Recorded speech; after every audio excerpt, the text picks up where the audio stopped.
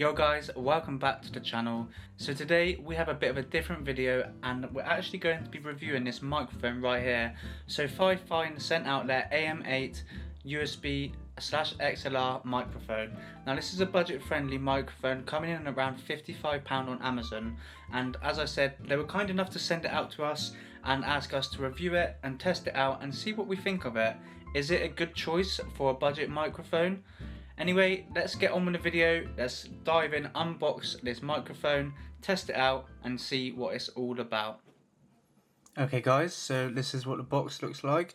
As you can see, it straight away tells you it can be connected through USB or XLR.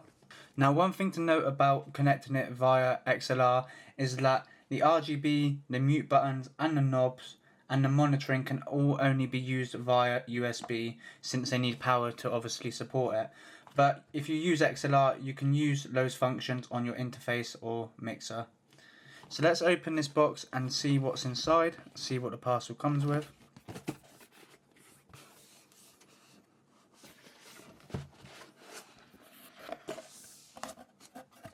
Okay, so as soon as you open it, you get the user's guide, which is handy if you don't know how to set it up or if you're new to setting up USB microphones. We have what I would say is the base plate for the microphone stand. And first thoughts is it is quite well packaged. The design is quite nice as well. And here is the microphone in itself. So it has got quite a nice design to it.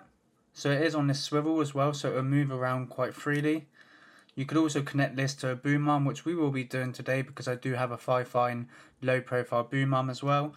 But if you don't have a boom arm, you can just connect it straight to the base plate here.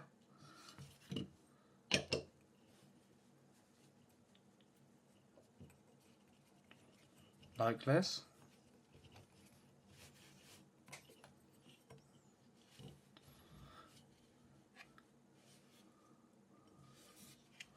So this is what the microphone looks like on the base plate. And you can tighten these up and then just angle it at whichever way is best for you, depending on your setup. So my initial thoughts about this microphone, it's got quite a nice sleek and professional look to it. It doesn't look cheap and tatty, which you will tend to see with budget microphones anywhere from the £40 to £60 range. Overall, it looks quite premium, and I'm looking forward to plugging this in and seeing what the RGB looks like, and also testing out the microphone and seeing what the sound quality is like as well. Of course, in here as well, you do get the included USB type A to C cable to power it as well.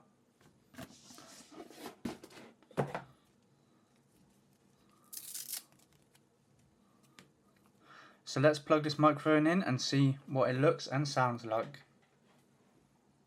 So as you can see, we have it all plugged in now. It has got quite vibrant RGB as well, which is a nice touch for people that like you know, a lot of vibrant RGB within their setup. And overall it looks like a really nice and clean microphone, as I said. It does come with this included pop filter, which can be taken off as well.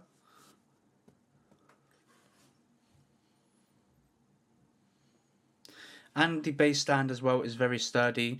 It's not going to get knocked over easily as well. Okay, so let's just go over some of the features of this microphone. So on top you have a mute button, which you can just tap to mute the microphone. This is quite handy as some microphones just have a mute button in quite a weird place. And sometimes they're in a place where you may accidentally keep touching it and muting your microphone. So let's say for example you have it angled like this. You've got the mute button just there, easily in reach but kind of tucked away, so you're not going to keep pressing it. But I quite like the placement of the mute button as well. Now on the other side you have, so at the top you have a little touch button which will change the RGB effects. You can cycle through all the modes, and also if you hold the microphone RGB button, it will just turn the RGB off if you prefer not to have the RGB, and then you just hold it again to turn it back on. At the top here we have a gain knob. Now in the manual they actually recommend to set the gain to around 30%, and I think the best way to do it is to set it as low as possible and gradually increase it until you find that sweet spot. If you have low gain way too high, it will obviously pick up not only a lot of background noise, but it will just also pick up a bunch of unnecessary noise that you don't want people to hear.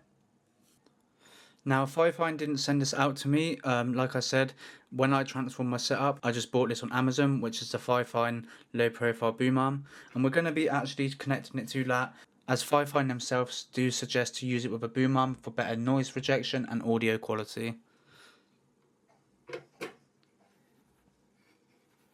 So we just screw it on like that.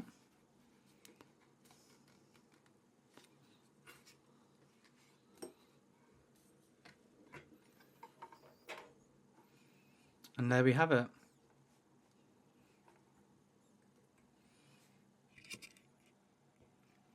Okay, so this is a microphone test for the FIFINE AM8 microphone.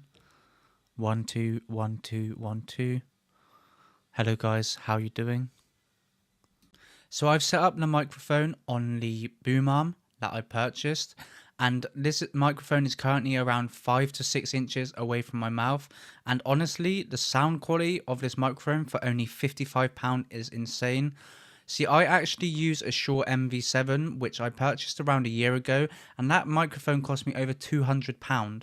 And not everybody has that kind of money to be spending on audio devices.